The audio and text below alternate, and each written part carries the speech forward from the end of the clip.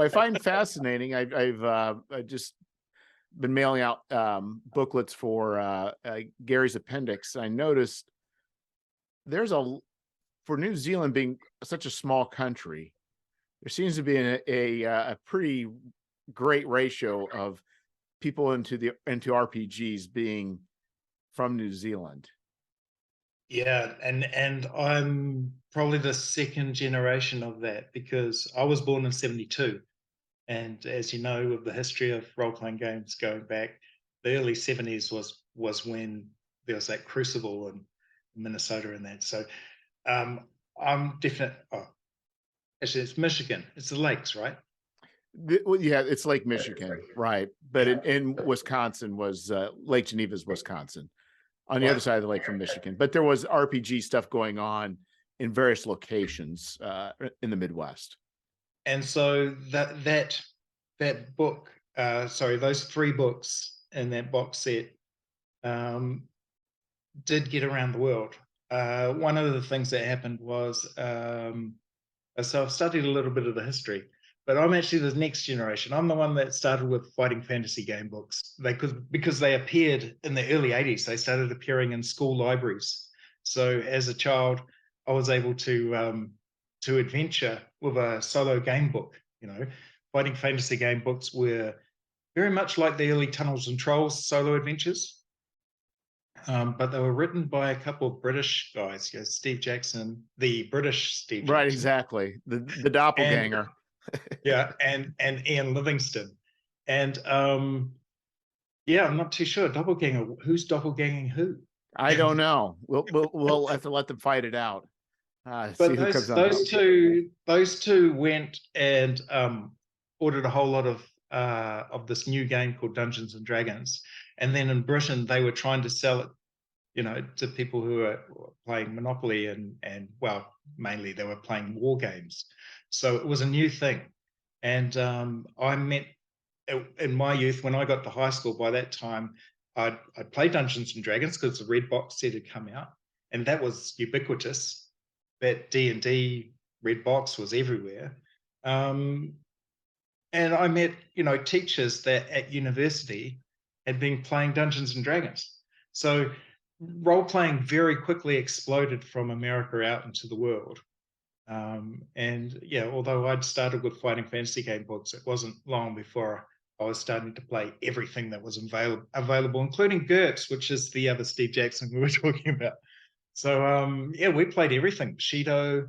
So my English teacher, Jeff Holland, had a huge collection of board games and role-playing games. And, we played Warhammer and all of the British sort of stuff, Dragon Warriors. And then we played the stuff out of America, like Dragon Quest and Quest. And yeah, it just expands. So how does New Zealand sort of fit into it? Well, I think per capita are one of the highest buyers of magazines still. So we're very much into having that tactile experience of reading, or at least looking at pictures. Right, exactly. Well, I think the thing is in my mind, years ago, I thought New Zealand was much closer to Australia than it is.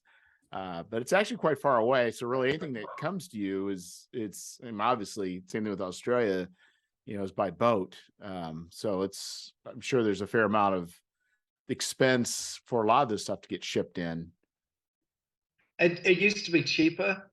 Recently prices have gone up, definitely in the States. The situation with post, I hear, is not fantastic.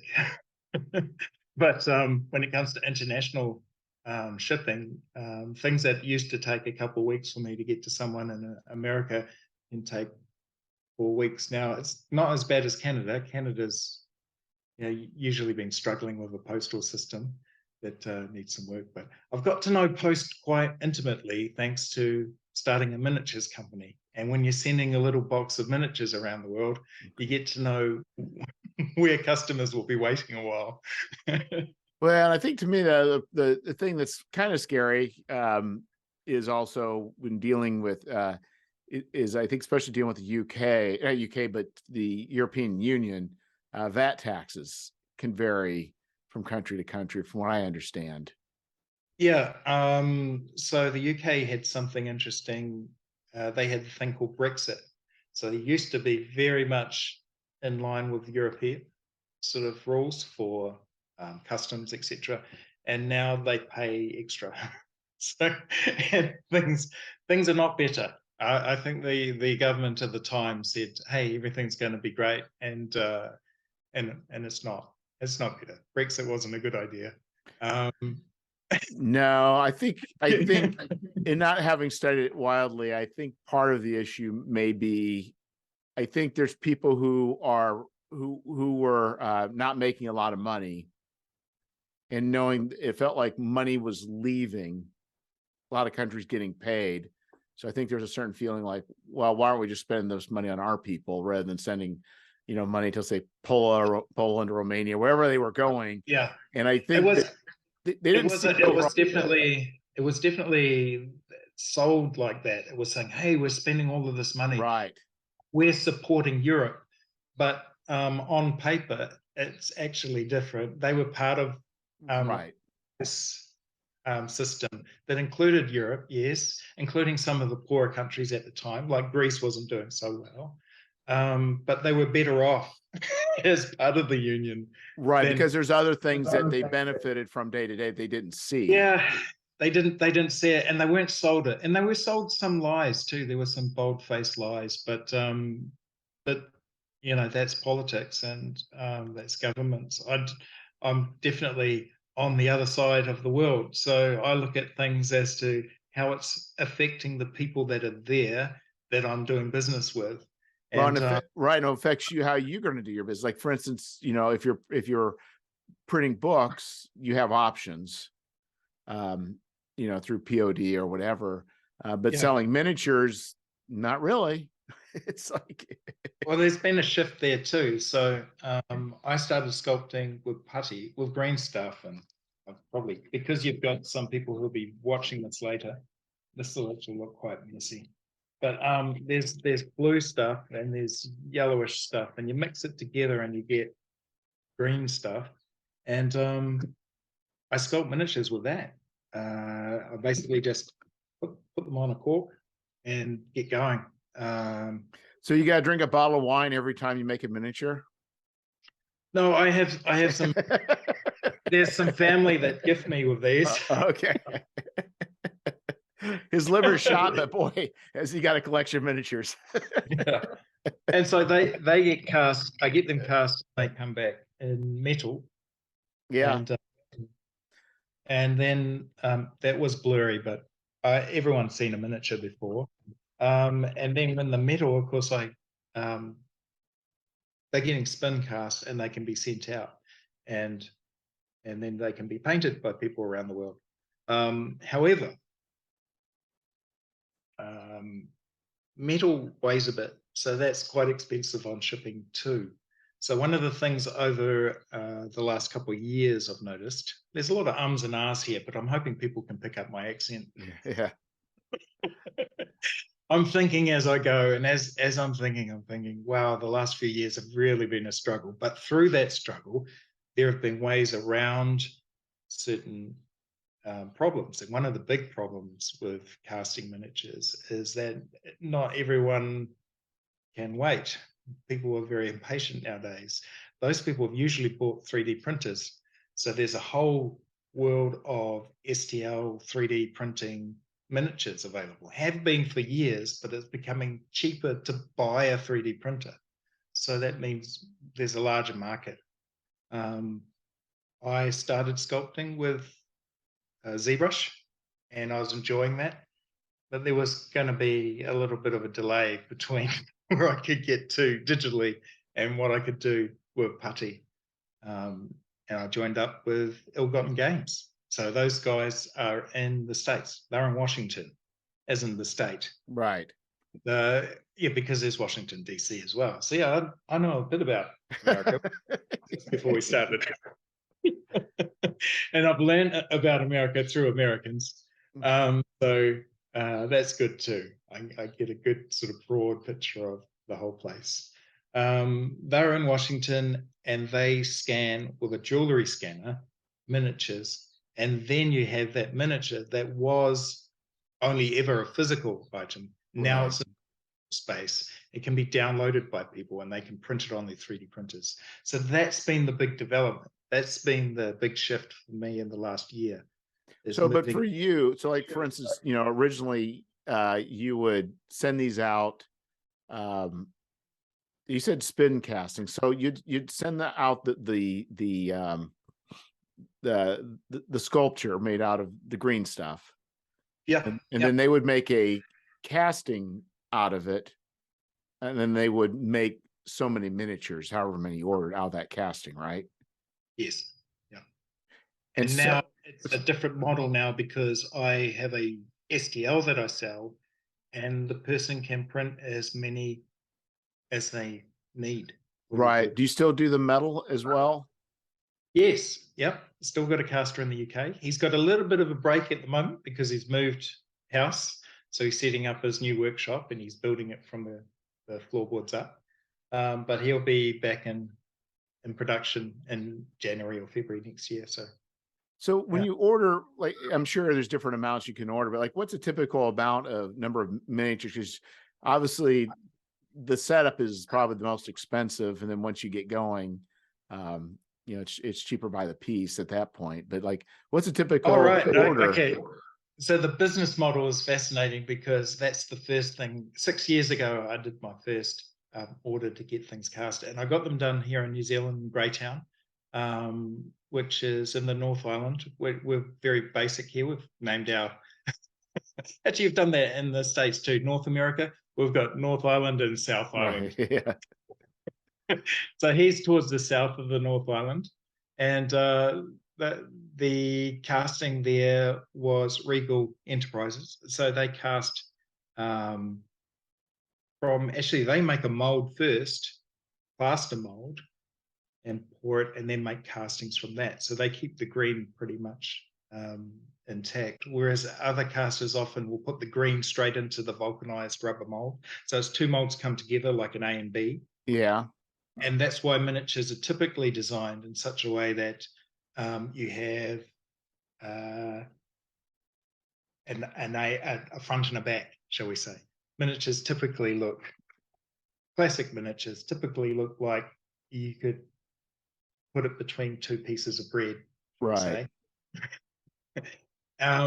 They don't tend to hold a sword out in front of them, because then you've got this gap here, which is a problem. You could probably get them to hold it like this, and then, you know, you've still got your A and B. So it's about having that design feature in mind when you're sculpting. You got you have to work around for a metal. Yeah, and if you do strict crazy things, then you just got to cut up the thing and have separate arms or a separate weapon or what have you.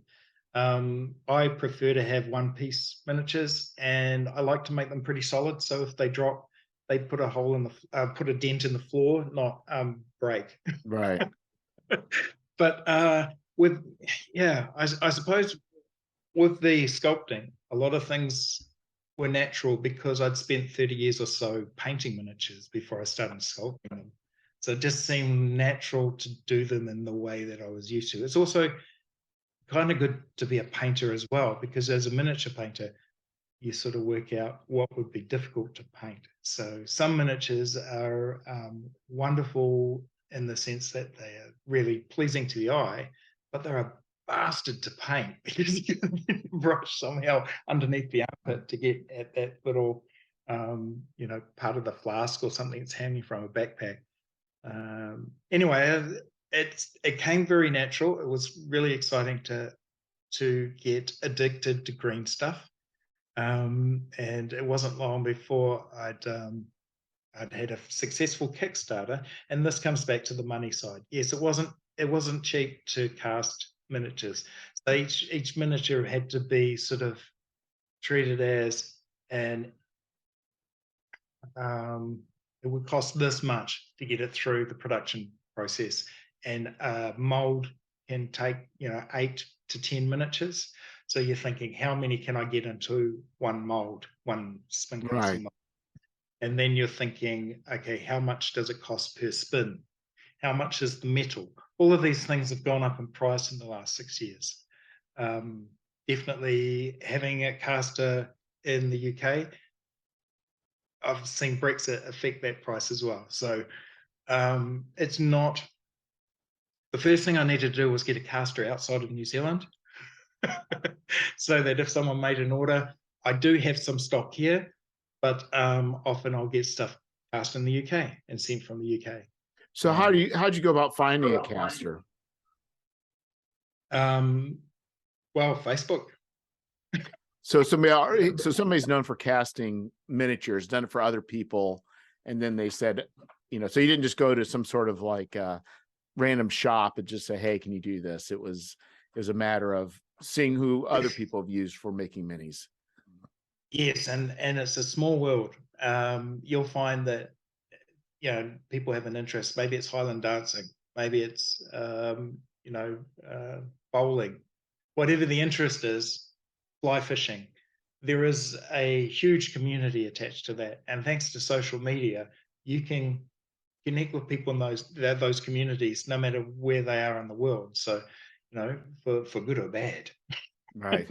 You can connect with people on the other side of the world, which is great because that common interest and role playing is huge around the world, and it has been. I don't think it really ever died.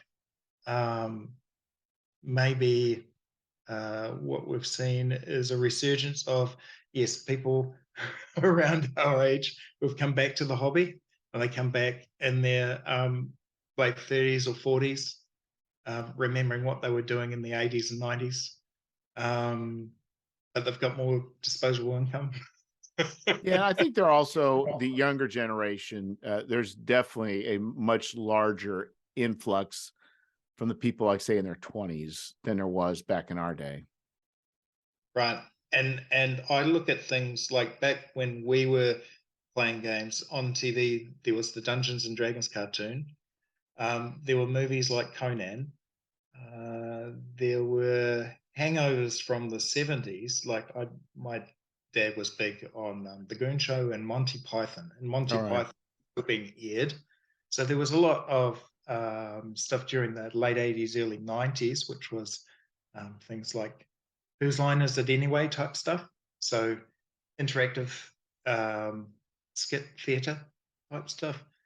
But nothing really compares to the impact Critical Role, for example, has had on this generation when it comes to role-playing games. If you go Dungeons and Dragons, often if they're younger, I'll hear, oh, did you Critical Role?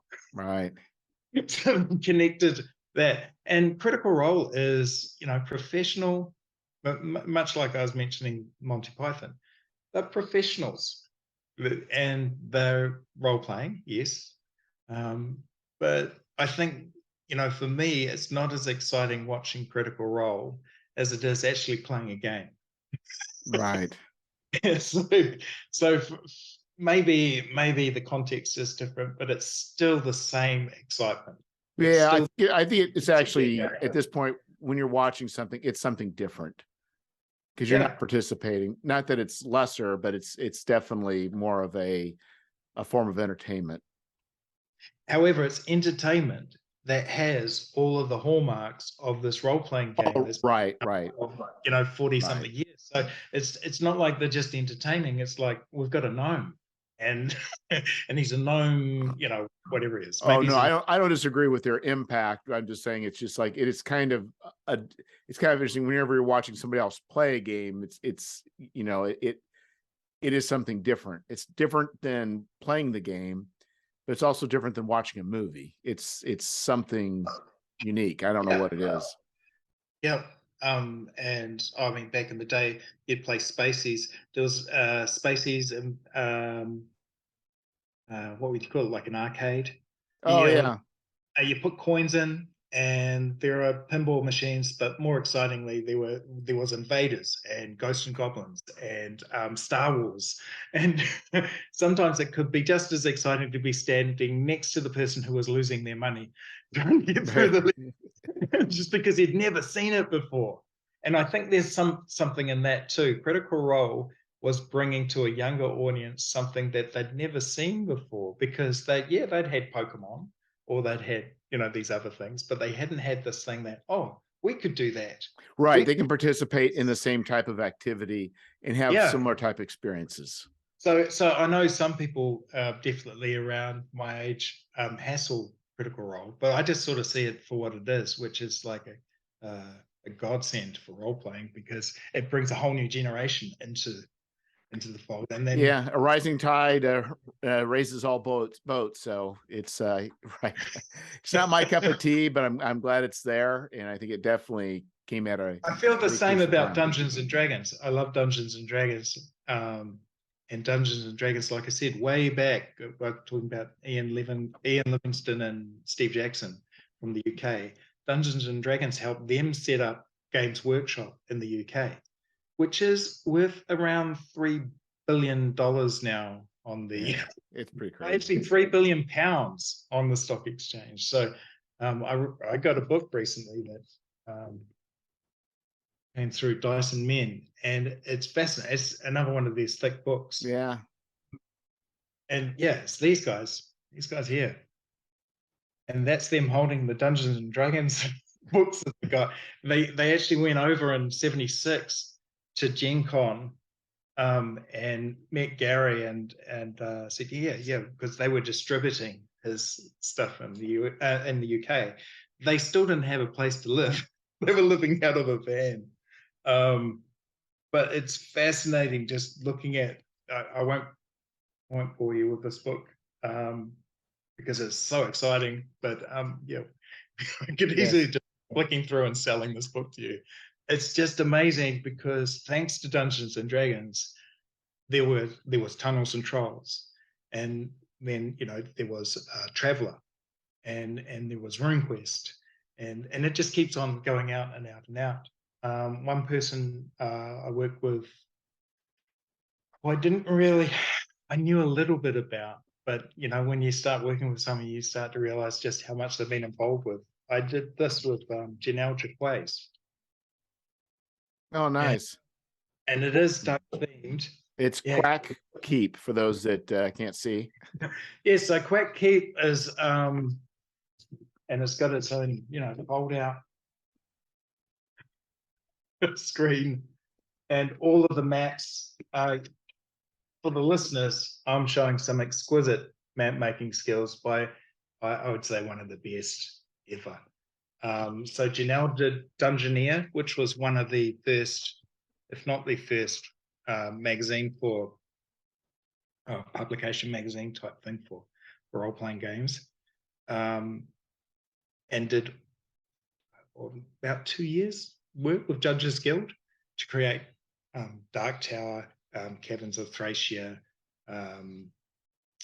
Teagle Man, a whole lot of work. In fact, I've got that special edition book that came out with a Kickstarter, and it's.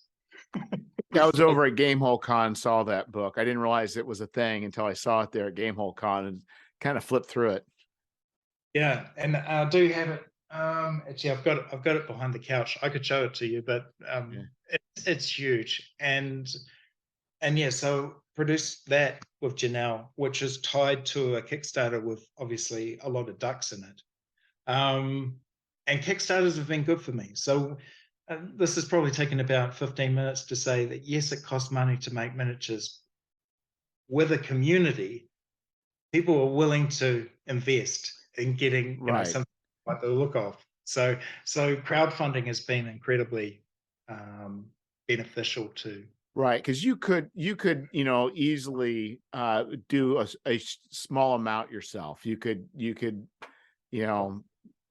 for a very small run for a couple pieces, not a big deal. But once you get past probably a handful, then it's turning into something more, and that's where you need to look at funding. Yeah, and you want at least 50 to 100 people that are prepared to buy that set of miniatures. So whether it's like 20 miniatures or it's 10 miniatures, often when I've done Kickstarters, I've been sculpting at the same time. So that tends to make more work for me and also create more miniatures. You're definitely looking at people who are really loving what you're doing because you love it. It's been a way for me to give back to a hobby that I've enjoyed my whole life, which is exciting too. So you had a thought you want to do these miniatures. So what was the tipping point for you to take this to go to Kickstarter? Like, what's the point where you thought, yeah, this can't be a thing? I just thought I could have painted the miniatures as they were. I'd used Tamiya quick epoxy putty, which is not green stuff. So it was a little tougher. When I got green stuff, I was like, wow, this putty's great. And there are other putties out there that have different properties. But I had sculpted 17, ended up sculpting 20 miniatures out of this Tamiya putty. And I could have just painted them. And they could have sat on my shelf and I go, wow, I did those. I wanted to share them. And to share them, I just got excited about the idea of getting them cast. So I found a caster and found out how much it would cost. And then I went to Kickstarter because back in, gosh, when was this? Was this 2016? 2017? Might have been 2016. It was still, it still seemed like a really good thing to do. I'm not too sure now if I just jump into it, if I just done it. I'll probably look on the internet and go, man, there's so many great model makers out there and most of them are doing it digitally and why should I bother? But I took that step and I took that step and was rewarded with a successful Kickstarter. So the challenges were rewarded. So I thought, well, I could do that again. And Kickstarters can get a bit addictive. So you've got to be careful there that you don't wear yourself out because the Kickstarter itself, yes, you'll got the ability to share your creation, but just the management of a Kickstarter. And if you talk to anyone who's in the business, whether it's miniatures or books, crowdfund is a two-edged sword because it takes a lot of effort to run a crowdfunder. And the more people you get, that's the more people you have to deliver to. So right. Well, and so I think especially with miniatures and I'm assuming that most of your backers would be in the US. Between 60 and 80%. Yeah. So your risk would is probably shipping charges changing. So I did work with John Popson, so F and Cool Miniatures. And then I had a Scottish caster as well. And then I moved into the UK, into Tewkesbury. So I have had different casters.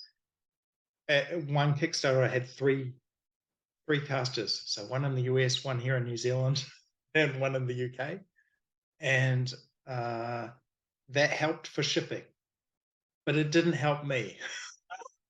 So the costs of trying to organize all of that, and then anytime anything's traveling, if I'm sending greens and they're being shipped and there's no backup, right? It's sending a one of a kind, right? So you're crossing your fingers and you're hoping it gets there. Right. It's the Mona Lisa. It's not the copy of the Mona Lisa. It's the Mona Lisa. It's the Mona Lisa, and it may not, have the same price tag, but you probably spend 12 hours on a miniature from the idea of it through to the completion of it. So you might do some sketches or what have you. I definitely find that I'll be working on more than one miniature at a time. So that helps because putty has to cure, etc. And you can just sort of put that cork down, pick up another cork or a bottle. Open another bottle of wine.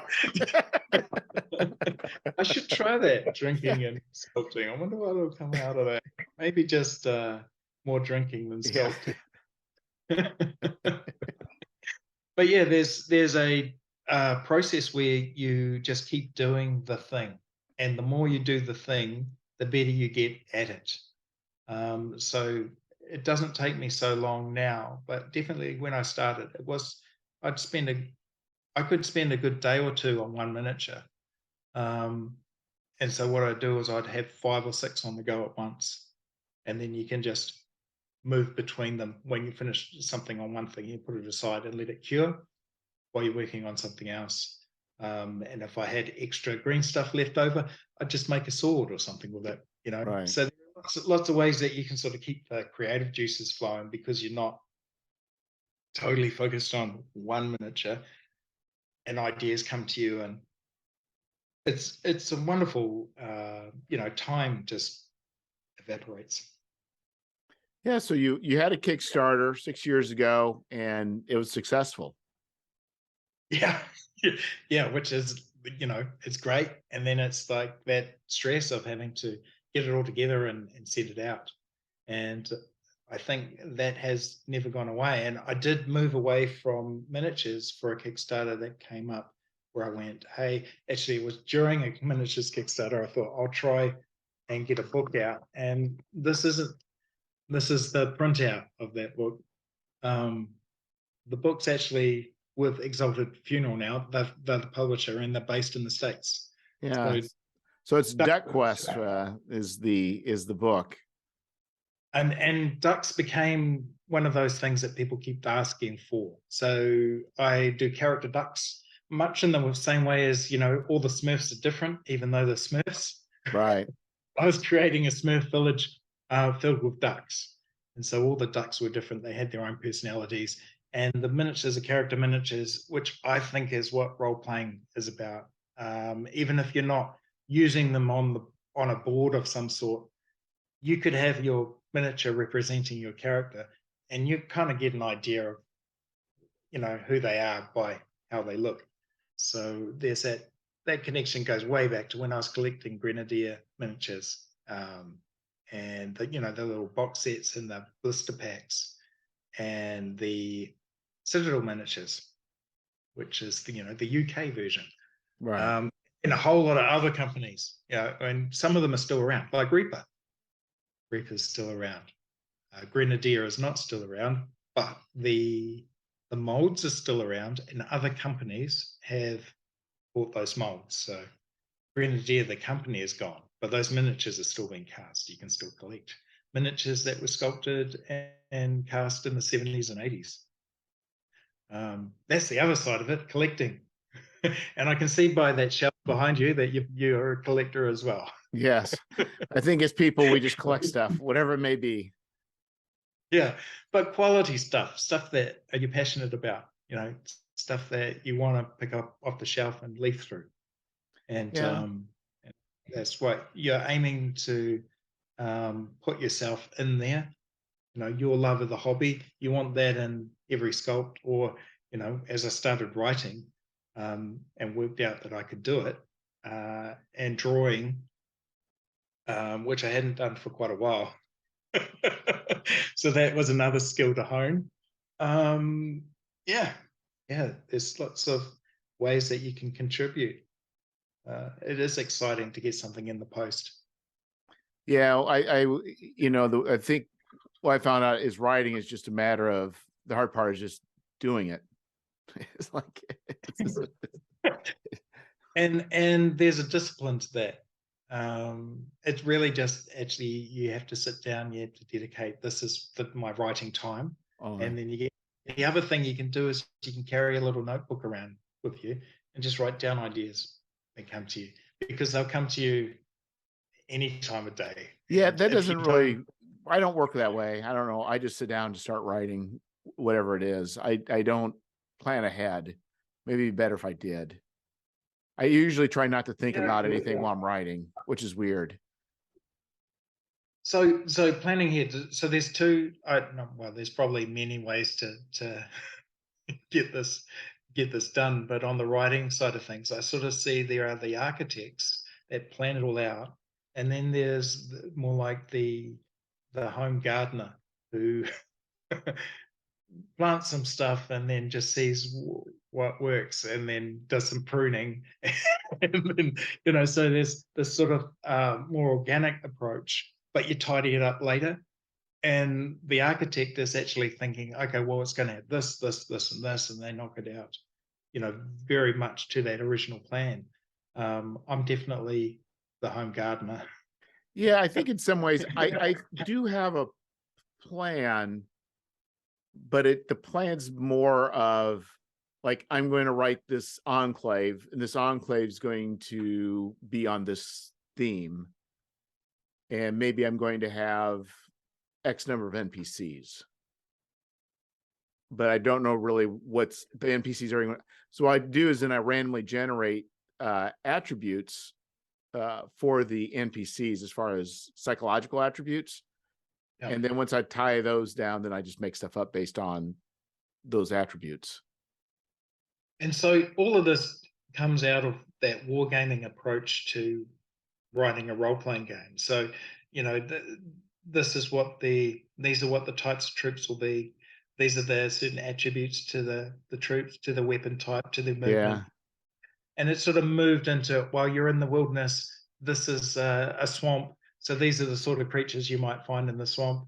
These are all really great little tool sets, or tools that you can put into your toolbox when you're writing. And I think it's crossed over into mainstream writing as well. Yeah, generally, it's a mix of story. I mean, you're coming up, like you said, with a theme. It's a mix of story, but there's also an element of, well, I can just generate some NPCs. Right.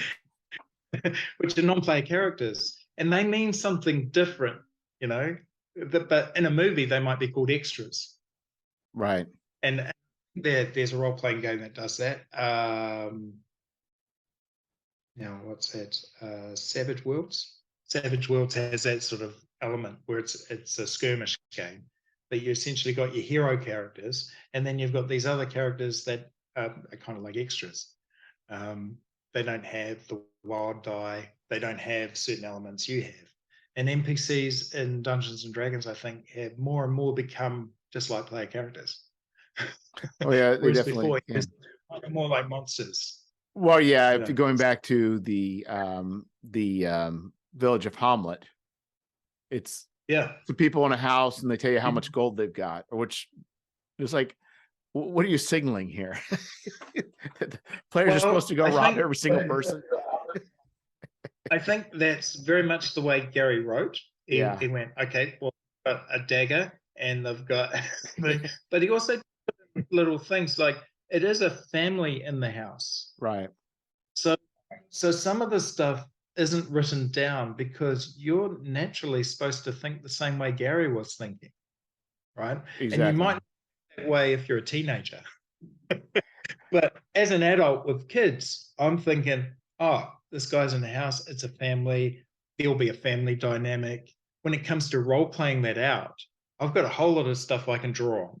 But when I was a teenager, it'd be like, oh yeah, they've got some gold. Yeah, it's pretty crazy.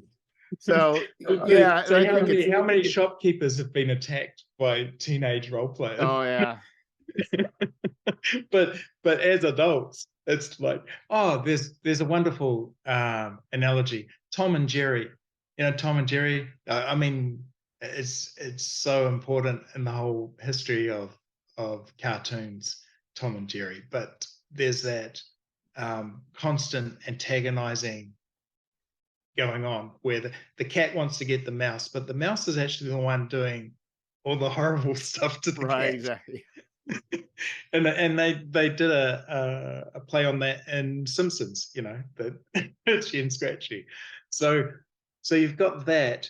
I think when you're young, you're like seeing the mouse as the hero, but when you're older, you're going, man, I'm living that cat's life. Exactly. It's and I think too, it's obviously, the age of game. I mean, things have changed over the years, and really for him to actually put those people in homes really kind of demonstrates, a kind of a different way of thinking than what was being presented beforehand. I've got a dog. I've got to let in. Just no worries. I just let the dog in. She's outside the door starting to whine. So you decided to do DuckQuest. What's the impetus for starting DuckQuest? So DuckQuest was, hey, ducks are in other role-playing games. I'd mentioned Janelle DuCqueusT. She wrote and drew Dungeoneer, and then did a lot of art for RuneQuest, and became the duck person because there were ducks in RuneQuest. Oh There were yeah. ducks in RuneQuest. Greg Stafford, for Glorantha, was a fan of Carl Barks, who drew ducks for Disney. You know, Huey, Dewey, and Louie, and Uncle Scrooge. So You know what's there's that really cartoon bizarre? element. Probably one of the most Yeah, well, straight-faced, serious RPG out there, and they yeah, stick, he stuck ducks in there, which is, just kind of which people love or hate. I mean, some yes, people play Rune and don't have ducks, but in the same way, some people play Dungeons and Dragons and go, no hobbits. right. No elves. And Greg was saying, I don't want hobbits, but I'll have something like a hobbit, something that's, pretty ineffectual in combat and is a bit of a joke. So I like ducks. So he threw ducks in. And the ducks Janelle drew are just amazing. And I suppose no matter where you go, there'll be people who are very serious about role playing, and they're dwarves and they're elves and they're, the whole way the world fits together. And it starts out like Tolkien, but it looks more like Monty Python when you're actually playing it. Ducks don't fit into their idea of how to do it. But there are others that go, yeah, I'm playing a duck. And those people were the ones that were, quacking at me. So, so it's like, well, okay, because why not? I'll sculpt a duck, and I sculpted another duck. And then there were like 5 ducks in a Kickstarter that had basically dungeon dwellers and, dungeon crawling type adventurers, and there were 5 ducks. And then those 5 ducks turned into the next Kickstarter, which was Quack Keep. Quack Keep was working with Janelle, and that produced, I don't know, probably at least another 20 ducks. It was, it's after that. It's so I was drawing ducks then. Yeah, ducks have become like that thing. Some people, it's goblins, and they get known for goblins. I got known for sculpting ducks. I didn't plan that. It wasn't on the cards. I didn't go, yeah, I need to sculpt some ducks. Yes, you fulfilled the hopes and dreams you had as a young boy. One day, yeah, I will achieve the pinnacle. So I was into hobbits. Yeah, I played the odd elf. Quite like dwarves, especially if they were not quite like the average dwarf. Maybe a dwarf barbarian or something. All of these things that I enjoyed as a kid were perhaps channeled into a more foul creature. So once again, back to it, just like Smurfs, just giving every duck their own character and giving them something more than just being like a joke. So DuckQuest was about taking those, there'd be one duck in a party or something, or they might come across a duck village. Imagine a whole world of ducks, where ducks are the, main colonizers. Right. They're the ones that are out there, just like how Gary Gygax said that humans, he was a human-centric fantasy world. Greyhawk was human-centric. And the other creatures, humans were the main one. Then the elves, dwarves, halflings, they're demi-human, which is a fascinating word. Right. Because, it's like less than, really. so they're there, but they're not as important. Even the elves were more diminutive as well. The elves were shorter than humans. So yeah, I went ducks, and I went, okay, well, if we've got ducks, we can have squirrels, and anything else anyone wants to play. So I opened it up. I said, okay, I'm not going to have a serious role-playing game. You're not going to argue about how tall an elf is or whether female dwarves have beards. None of that stuff. You're gonna know right from the outset that you're playing a duck, and therefore it's silly. It's not serious. You can have serious fun playing this game, but you can't enter into it going, okay, well, we're going to have a proper campaign. Right. You're playing a duck, but you might be playing a squirrel or an otter or something else, and I think that speaks to the way we anthropomorphize different animals, and people have their favorite animals. So you see that in Dungeons and Dragons. I mean, how many? There's cat people, and there's Dragonborn. yeah, lizards. Yeah. Oh no, the dragons. But yeah, even robots, right? And I have that. And see, I got some great. I did a lot of drawing, and I got some great artists, and one was Chet Minton. And Chet Minton does coloring art, so he does coloring books, lots of fantastic line art. And I was just thinking I probably quickly flick through the book here. Yeah, you could play a robot. Well, sure enough. Yep. A duck robot.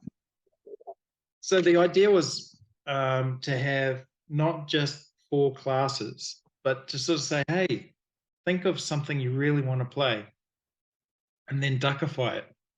So, yeah, hey, you like Indiana Jones, but you also like,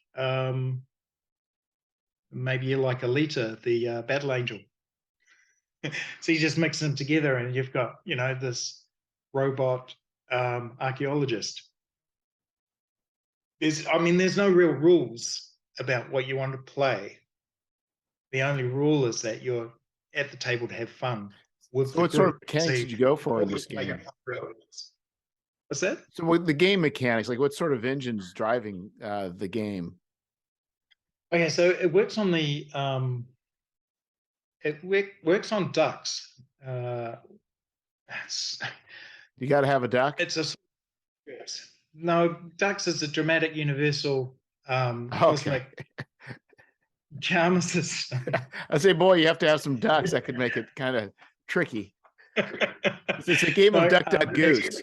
Whoever sits it's down. Very much, or duck, duck, gray. I hear in some places in the States they say duck, duck, gray. This is a goose. So he's the D20 is there because it's just so easy to roll a D20.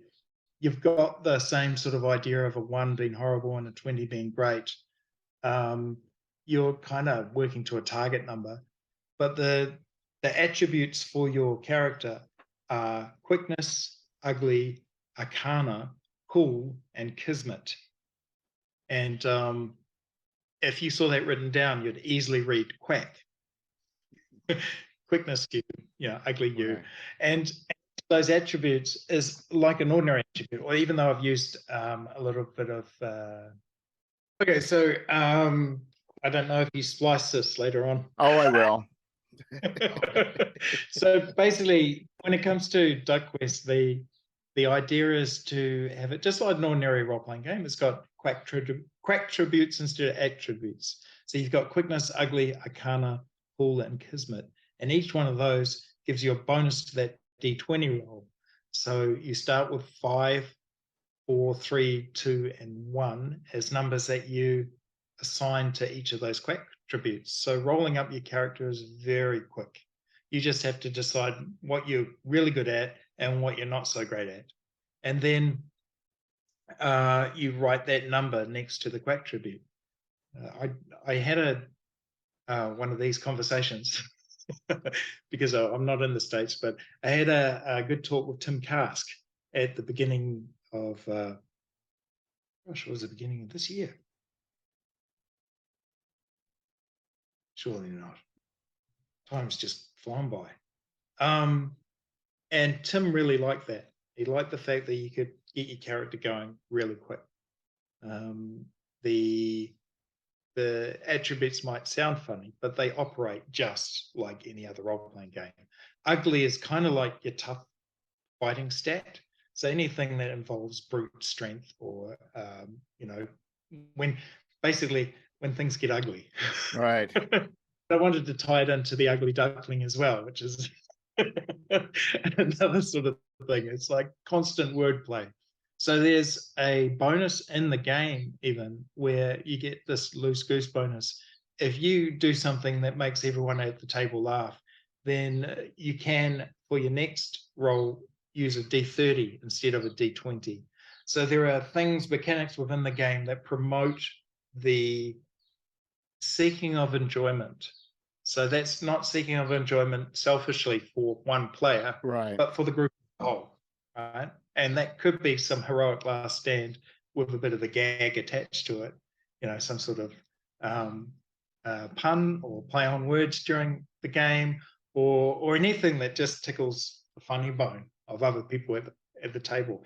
If you can get the game master to laugh, yeah. And why is that important? Wow, is this because you know, we need more of it? No, I think it happens at gaming tables anyway. I just wanted to make sure that the focus was, hey, this is a silly game. This is a beer and pretzels game. This is, you know, not that serious. There is a level system. It's called kudos or kudos. And essentially, once you've completed a quest, you gain a level. And you get to assign 1 point to one of your attributes. So that's your advancement system. Your character also has some other stats on the character sheet, basically your heart and your psyche, which is kind of like a body-mind type match. And then there's, you know, some 3 different things you're particularly good at. It might not be a normal skill. It might actually be something like a grudge, or, you know, some sort of mental thing, or it might be a connection that you have, kind of like advantages and disadvantages in GURPS, except that anything you put on your character sheet should be something that you can use to try and get the game master to allow you an advantage in the situation, even if it sounds negative. You know, you might have a fear of something, but you work that in your character's advantage. It's not really failing forward. It's more like just trying to bribe the game master into everyone having a better time. Right. Yeah, and I've seen it recently. There are some games that are coming out where they've gone away with fumbles, because fumbles and that they're not fun, but you know, critical successes are. And I don't mind. I don't mind how people play this game. They can play it however they want. But I was writing it from a place of, you've just managed to get together at the table. When you're in your 40s, that's not an easy thing to do. Everyone's got other commitments. So why not just have 2 hours or so and just enjoy yourselves? So enjoy the experience. And that's what DUCKQUEST is about. It's not serious. It wasn't written in a way where I was thinking, finally, that game about ducks that I really needed to make. It was more about, hey, imagine a world where ducks, instead of being the comic element, are the main event. So was this part of it? You're saying this was part of another Kickstarter, or is this its own Kickstarter? It was part of another Kickstarter. It was part of DUCKQUEST, which was essentially a whole lot of, like HeroQuest, I was creating little characters. If you could play HeroQuest with ducks, but that expanded. After 3 weeks into it, I said, oh, I could probably write a role-playing game for this. Some people would ask, hey, is there going to be a game? And I went, oh, I don't really want to make a board game, even though I make miniatures. That's the crazy thing. Right. Board games go together great. It was more like, oh, well, maybe I'll write that role-playing game that everyone, you know, always thought that when they were a kid, they probably started their own. Well, how many role-playing games have I written and never published? So, yeah, I can write a role-playing game. It was a lot harder to finish writing a role-playing game than to start writing a role-playing game. Right. So it took a while. Because there's a lot of not interesting things you do have to write for a role-playing game. Yeah, you go, oh, so what happens if they need to, you know, in this situation, or, oh, I'm going to need some tables. Right. And not really a big fan of huge amounts of random tables. I think that's something that game masters can do themselves. I definitely don't like a book picked up during play. Right. It's like, hang on, everyone. I know we're in the middle of something exciting, but I'll just pick up this book and we'll just see what the spell does. Hang on. Okay, we'll roll this, we'll roll that. It sort of like breaks the whole. I don't even have spell lists in DUCKQuEST, so everything is done on the fly. No There pun are some- intended. yeah. Yeah, I've tried. I tried to cut down on the puns. Yes. And, but yes, we're winging it There basically. you go. And by doing that, it encourages people to think outside of,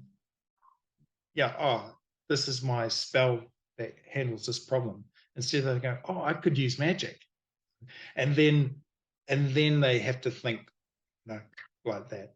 And not everyone's going to be in that sort of game. If you're not that sort of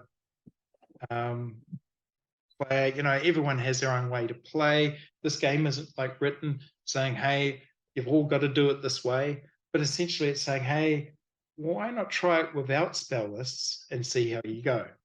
And I think it encourages people to come up with zanier things. They might think of something they saw in a movie or read in a book, as opposed to, because Dungeons and Dragons has almost become its own like set brick and mortar, solid thing. What's a good example?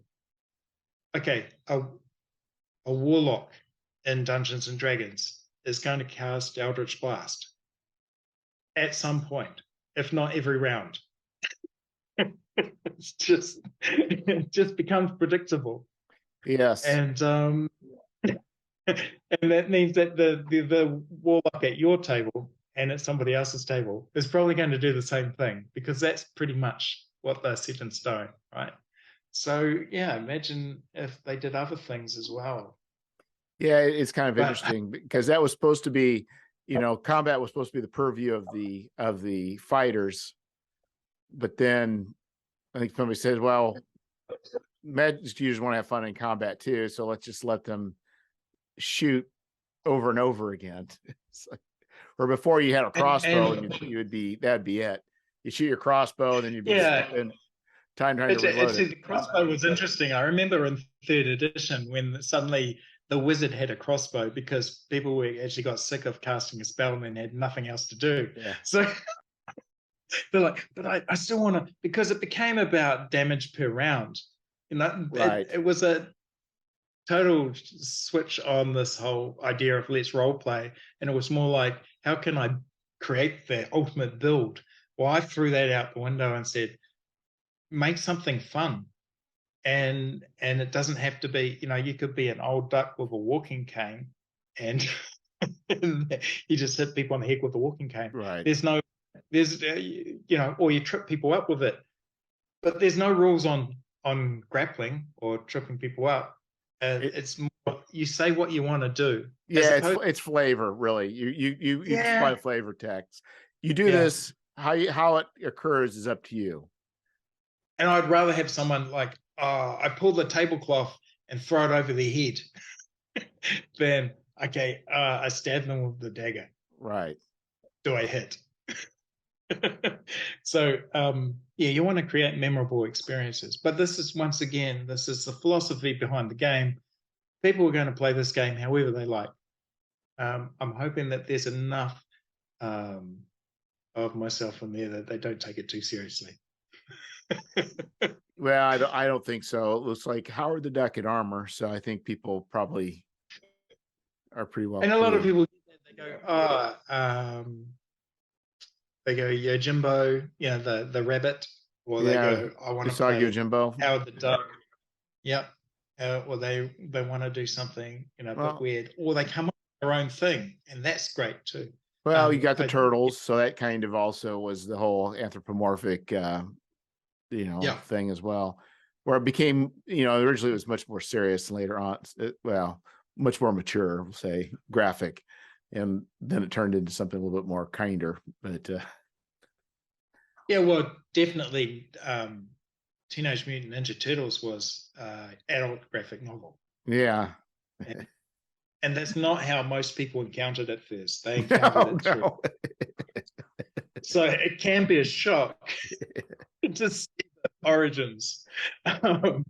Yeah, I like it. So essentially, that's me in a nutshell. That's where I am now.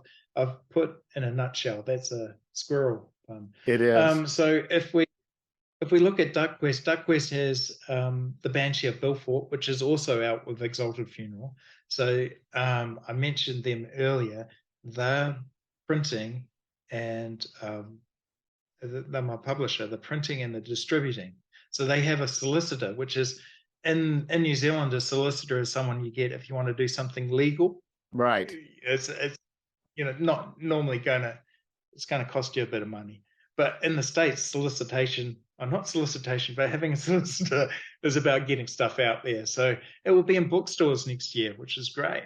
There's like 400 bookstores that they put books on shelves for, for a little guy here in New Zealand. It's exciting to be actually out there on American bookshelves. Hey. So you said the solicitor, so this is through Exalted, or you hired a solicitor, or how'd that work? No, so Exalted have their own. Actually, I don't know if this was a non-disclosure agreement, but essentially their deal with me is that I give them the book and they print it and they actually take it out to I see. They've got their own trade magazines and they go out to stores. So there's a process they have on putting their books out.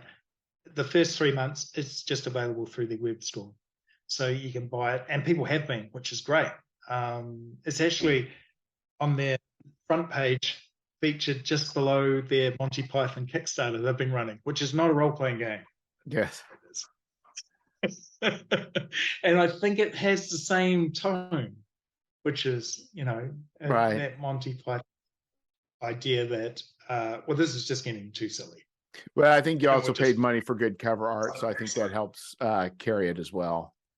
Oh, yeah, I'm getting it because of all of the nostalgia value. No, I mean, as far as DuckQuest, I think the covers is pretty. You definitely it looks like you put money into that cover in a way that looks very professional, and I mean, it looks so that's ready to go. Yeah, that's John Hodgson, who also has done cover art for Dragon Warriors and for Warhammer and for Warhammer Historic and for the One Ring and for Wow. he's done a lot of great art. John Hodgson, he's a British, he's UK living in Scotland, but he's English, and yeah, fascinating. That just you want an artist, you just contact them on Facebook and yes, see they can fit you in, find out how much. Yes, and you get over. So I usually find I have to go through the sticker shock first, and then I got to go through the 5 stages of grief, and then I finally reconcile. I'm like, okay, that makes sense. I'll pay it. Yeah, you just ask for a. They have a card, with the different types, because I mean I could have got him to do a sketch, Yeah, and it'll be a lot cheaper, but yeah, with that cover I knew what I wanted, and then I knew the style I wanted, so then you just find that person. right. I think that cover lends itself well for mass market. Yeah, yep, and definitely those characters on the front are actually miniatures I'd sculpted. So I actually did a mock-up for him with some bits of cardboard and the miniatures sitting on the stairs. Said kind of like this, and then we went from there. So it's funny how something, art is used to inspire art, but it all comes back to HeroQuest, really. I just thought, oh, it'd be great if I did a little duck version of HeroQuest. Yeah. And I made that board game, because why do you need to remake HeroQuest? You don't. I've got HeroQuest. Right. Roll it out, it's great, and the kids loved it because it doesn't require, it's really easy to get into HeroQuest. It doesn't require a whole lot of thinking about attributes and stuff like that. There's movement and there's a simple combat system, and that's it. And you can replay that game over and over again because the board, enables you to have different types of dungeon. Right. It's a game in a box. But yeah, DuckQuest is slightly different. It created the whole world of Aquilunia, which is a map you get with the book, and Aquilunia is my pun on the world of Conan. Right. so that's why you go Aquilunia. Is that how you pronounce it? No, that's how you pronounce it when you're having fun. But yeah, there's that Hyborian element, but you're just throwing ducks in there. Right. So you got plans. You have plans for a future expansion of this, or is this pretty much as far as the pen and paper RPG stuff? Yeah, so pen and paper RPG is where I'm at the moment. A lot of people are playing it online. Online's something that, over the last few years has become huge. And online theater of the mind is just it's fantastic because it's quick moving.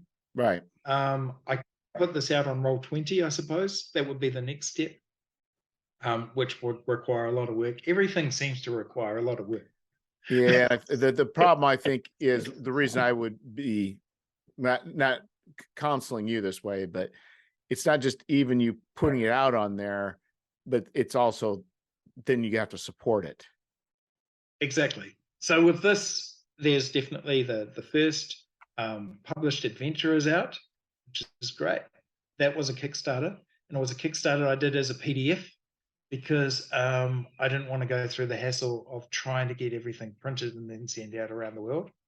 So the PDF turned out to be 64 pages in a zine format. So it's really packed in. Yeah. But great as a printed book. So that's the Banshee of Belfort. And the Banshee of Belfort is the first. So there will have to be another one. And that's what I've started writing. Funnily enough, you said Homlet before. I've got the village of Omelette. Ah, that's funny. Yeah. So it'll be near the pretty dark the though for the setting though. It's okay. It'll be near the temple of existential. That's existential. Yeah. So there's you say, oh, that's pretty dark, but it's actually just pretty duck. There you go. It's a game of light and duck, and we'll be able to put some comedy in there and some humor, because it's kind of like Scooby-Doo. It's kind of like DuckTales. All right. Exactly. You can take serious things and you can filter them through comedy, and you can still get the message across. Yeah. It sounds great. It sounds kind of like what we need. We don't need, I guess, more dark and gritty of what we already have. It's kind of nice to see people, branching out and providing, different venues. Yeah. It's not grim dark. It's grim duck. Or I think a tagline, a duckly humorous game of epic adventure. It's to try and take that thing and that real gritty. Because there's Morkborg. If you want to play death metal role-playing games, they're out there. Right. You can do that. I just sort of find it boring. Because after you look at it and you go, wow, this is fantastic. The art's fantastic, the layout, and it's really gritty and dark and stuff. But I don't think it makes for a long campaign because it's just a bit. I don't want to hassle Morkborg. No. I can say that there's Duckborg. So they actually put out a duck game. That is crazy. Hey, look, I've had a great time. I really appreciate this, Jeffrey. Well, Thank you I'm so glad much. you knocked at the door. It's good to it's kind of good to have some people approach and with fun projects that I may not necessarily know about. Well, yeah, it was Father Goose that sent me your way, Jeremy, who, yeah, obviously by his tag, Yes. Bruce is completely into anthropomorphic role playing. But yeah, I really appreciated having a chat to you. And you're in Illinois. I am in Illinois. I'm south of Chicago by a couple hours. Great stuff. That's where I'm a great fan of the blues. Ah, yeah. So And St. Louis Chicago. would be probably a couple hours south of us, and then of course New Orleans and such would be even further south, but pretty much directly straight south. Yeah, I definitely. I mean, Mississippi, yes, but Chicago blues. The Chess Records and all the artists out of that, Willie Dixon and Buddy Guy and Muddy Waters, and then people in Right. Chicago. But yeah, that Chicago blues scene is still very much something I listen to. And my kids listen to music on Spotify. They don't care when it was. Right. Just know that it sounds good now. So, Yes. yeah. Well, excellent. So anyway, let me know when you do your next Kickstarter. Maybe if I've got an opening, we'll shoehorn you in. Hey, that's great. And yeah, for those that missed the last one, the rewards are actually available now in the US, so you can actually just get hold of Exalted. I know that they're going to have a special with this Black Friday thing this phenomenal. Oh, there you go. Buy now, buy cheap. Just wait a few days, and I think their Black Friday thing will kick in. You'll get some money off. Yeah, it's fascinating because that's worldwide. We don't even have Thanksgiving, and there are Black Fridays going on. Right. Yeah, but hey, I'll let you go. Thank you so much. Yes, and you take care, Darcy. Happy gaming. Well, thank you, Darcy. Yeah, cool. That was great. I'll probably drop this in a couple weeks. Yeah, and you can edit it however you want. And if my accent's, a bit strange, you can just put it through that filter. There you go. No, it's actually pretty good. I spent 7 weeks in Northern Ireland, and that accent is hard to comprehend. Oh boy. my stepdad's Irish. He's been here since the 70s, but he still sounds Irish. Yes. So they even know they'd have it's I told people I thought I could pick up the accent when I was there, but it's not the accent. They mumble and they do weird stuff with words. So it's kind of a combination of speaking fast, mumbling, and then smashing words together, or shortening them. So anyway, we've been able to understand each other, and I really appreciate this. I just thought it was good to let people know that yes, there's a new role-playing game out, and it's difficult as a Kiwi. Often we don't tell everyone stuff, right. make stuff, and someone might like it. So they actually thought I'd be the person who has to go, hey, yeah, I made something. You might like it. I don't mind at all. In fact, I wish I was more that way when I'm trying to sell my wares. I tend to not be that way. But for me, go ahead. If you've got anything you want me to share it on my socials to the 20 odd people that give me a like, do that. Will do. Quite happy to put posts up on anything you put out. So just hit me up on the messenger and I'll send it out through Twitter, Instagram, whatever. Okay. Sounds great, Darcy.